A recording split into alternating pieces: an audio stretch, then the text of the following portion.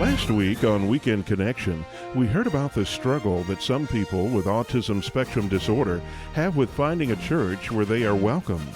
Today, we'll hear how churches can minister to those with ASD and the difference that will make for all involved. While we make accommodations for those individuals who may have autism spectrum disorder, the benefit to the community as a whole is powerful. I'm Vic Gregory, and let's get connected. We felt like we only told half of the story last week as we talked with Barbara Newman, Director of Church Services and a teacher consultant with the Christian Learning Center Network in Michigan. And Barbara has agreed to join us again this week to help us understand how churches can take that next step to include autistic individuals and families of autistic children in their body life. And Barbara, we again welcome you to our Weekend Connection broadcast.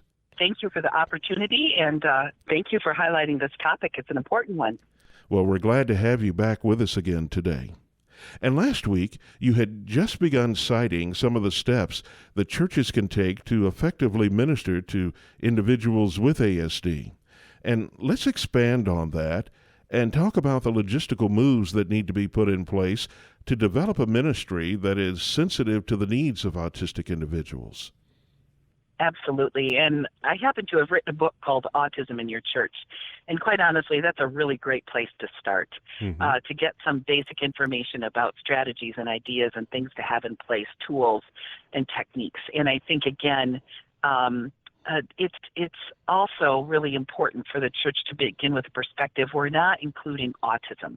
We're including a child, or we're including a youth group member, or including an adult who is made in God's image, who's been given gifts to share with the body, who will be a blessing here, because we know that each gift, each person arranged impacts the rest of the people in the community, who also may happen to have the differences connected with autism spectrum disorder. So again, we have to remember that we're educating kids, we're educating people with varied abilities. And so I think just getting that perspective and really getting to know when they arrive that individual, but also just being smart and having some tools and techniques and some information can be helpful. So I highly recommend churches don't have a copy of that.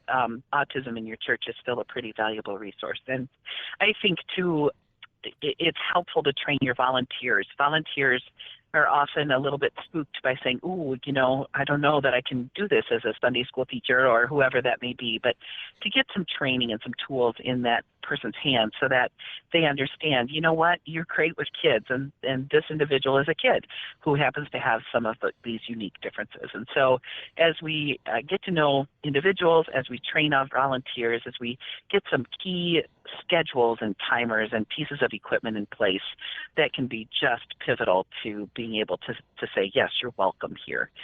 And I know I can speak for the Christian Learning Center. If you have any questions or even want to brainstorm about a particular individual, you can just give us a call, and we have people who will call you back and just brainstorm about ideas that you can try. And if somebody wanted to get in touch with the Christian Learning Center Network as a resource to help in that training effort, is there a contact number that they can utilize or a website that they can go to? Yeah, both of those would be true. And to go to the website is probably easiest at clcnetwork.org, or the phone number is 616-245-8388. And either way, you'll get connected with some support. Just say, hey, we want to talk about our church, and including an individual there. So we'd love to come alongside your church. And I'm eager to see what God's going to do. I'm sure that there are some questions as to the legal considerations that may be necessary when ministering to people with ASD. Are there legal considerations that need to be addressed?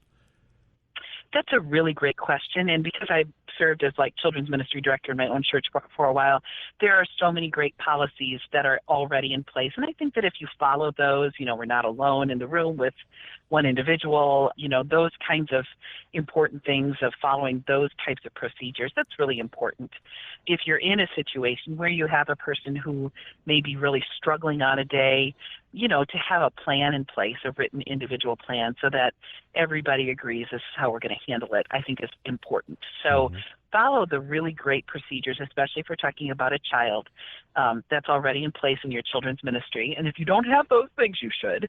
But those policies are set up to protect all of the children, and that will apply here as well. If you end up in a situation where you have somebody who's really having a rough day, and that can happen. You know, if you have no access to the words that you want to speak and you're frustrated or upset or something happened, you have some people who might act in unique ways. And so I think behaviorally you need to have a plan, if that's true for an individual, to sit down with parents or guardian or whoever that might be and work out how are we going to handle that. And so some parents carry that cell phone into worship with them. Some people have some trained buddies that know this individual well, that if life becomes intense in that situation in Sunday school, they can take a walk or go to a different area. But to have a plan in place instead of just saying, oh my goodness, what am I going to do? But to have people that are confident going, okay, if this happens, here's the plan. Then I think that's an important way to go. I've been reading articles and testimonies about how some churches have started reaching out to families that are affected by autism. And I came across this statement, and I thought it was so indicative of what you want to see take place in churches. This particular mother wrote, quote, "Our son loves going to Sunday school and sings the songs. He has learned the Lord's Prayer and has started forming his own prayers. God is working in his life," close quotes. Is it your experience that these children can have a walk with Christ?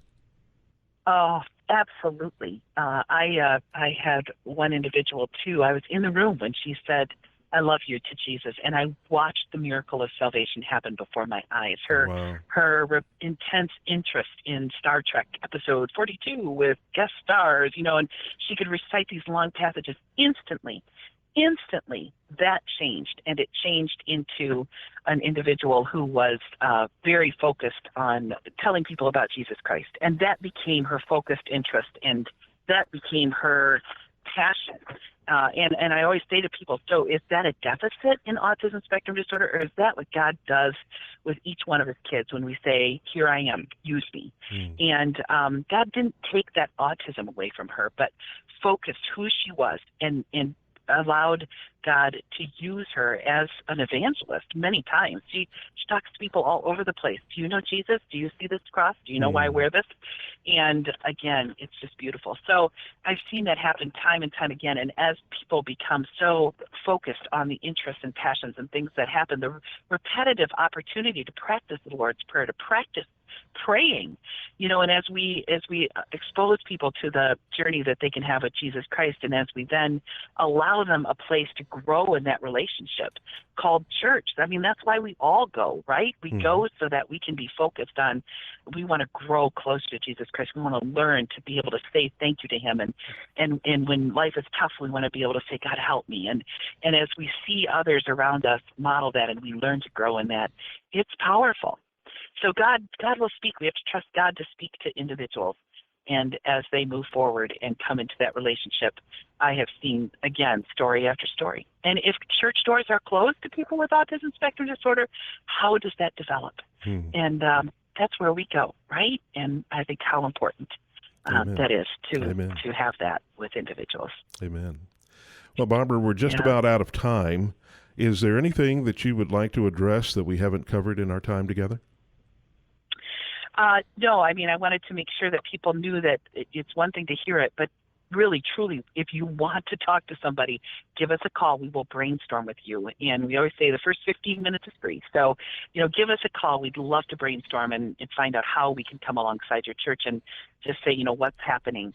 But again, I really appreciate, and this month, you taking time to notice this topic and to notice the fact that there are within a 10-mile radius of any church people, I will guarantee you, who are staying home on a Sunday because they didn't think they were welcome, or they weren't sure, or they've been asked to leave 3 other places. And boy, as your church opens that door, as you make it known, as the word gets out that this is a place to welcome persons of varied abilities, that you're going to do your best. Might not have all the answers, but you're going to do your best to open those doors. I just am excited to see how God pours blessing on those congregations as they say yes and embrace just as Christ has done to us. Well, two things come to mind as you have just made that statement, and I'd like you to address them quickly, if you would. Number one, Yeah.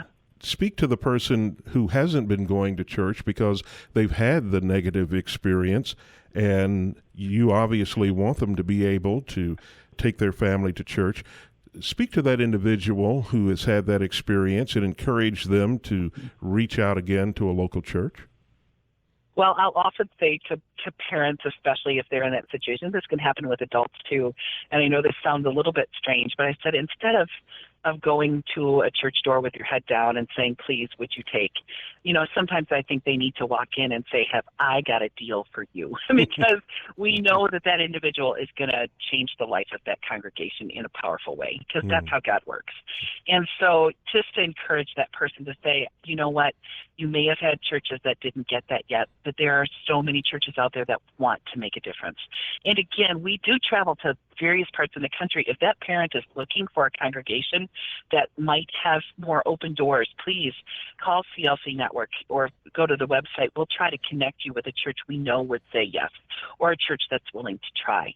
So please know that God invites, and sometimes we as churches need to get on board with how to do that best. And again, it's typically not evil churches. These were churches that just really were crying out for the how-tos. Well, that brings me to the second point. Here's a church, and they're becoming aware of the fact that they need to reach out to these families. And you've already stated that there are a number of families that are around any given church that have pretty much given up on going to church. How does the church reach these individuals? What do they need to do to start reaching out to these individuals? How do they find them? I have a couple of ideas, and these were not in my own brain, but came from churches that had the exact same question. One church very specifically went to schools that offered programs for individuals with autism and said, would you be willing to pass out this flyer? And the school was willing to pass out a church flyer to say, hey, you're welcome, and here's a phone number, and if you don't have a church home. And that, again, depends on the community that you're in. Not every school, especially if it's a public school, would pass that out, but some will. Another church decided to offer a sensory-friendly Easter egg hunt. Now, isn't that an interesting thought? Again, they have sensory-friendly movies now. They have sensory-friendly lots of places because people get that. And so often, it's not exclusive to autism spectrum disorder, but that certainly will include some individuals with autism spectrum disorder. So they had an event that was set up for those that may struggle with a lot of chaos and a lot of noise. And so to offer a sensory-friendly event will often have people come who might have family members. We had one church, they literally had a congregation member so excited that they decided to target the special education bus that was coming home from school and noted which homes it was at and which homes it went to, and they started to pass out flyers. And I thought, well, now that's creative. So I suppose some just made an announcement or on their website. Again, parents will often go to the internet to search that and say, persons with disabilities are welcome in this place, or, whatever it may be. Some churches just begin to advertise those things. And so those are just a few creative ideas. But again, that's a way to begin to welcome. And certainly there are families in dire need of respite services. And so some churches offer a Saturday respite drop-in place. Again, we can send you to some great organizations and some good guidelines for how to do that. But what a wonderful event. The congregation got to offer something, and the community, some parents got a much-needed opportunity to go out for breakfast on a Saturday morning while they knew that their family member was in great hands. So, again, creative ways, as we would with anybody, to reach out. What's the need, and how can we as a church come around that area and offer something to say, we want to be there for you. And I think those were some great examples. Well, thank you, Barbara. And once again, if somebody wanted to get in touch with the Christian Learning Center Network as a resource, how would they go about doing that? Yeah, again, our website is clcnetwork.org. And then again, you'll see a whole bunch of ways that you can connect with us, or just call 616-245-8388. And the book that you've written to help churches to move towards ministering to families who have someone in their family who is autistic, what's the name of that book? Right. Autism and Your Church, and also Accessible Gospel Inclusive Worship. And those are two good resources to start with. There are others, but they can find those on the CLC Network website as well. Great. Well, we've been talking with Barbara Newman. She is the Director of Church Services and a teacher consultant with the Christian Learning Center Network. And Barbara, thank you so very much for joining us today and sharing your passion to see churches minister to and include these special individuals. Thank you so much for the invitation. I appreciate it. And that's our broadcast. Next week, Hank Ferrier will be your host and will address another topic of interest for the Christian community. And we invite you to join us next week for Weekend Connection on the Bible Broadcasting Network.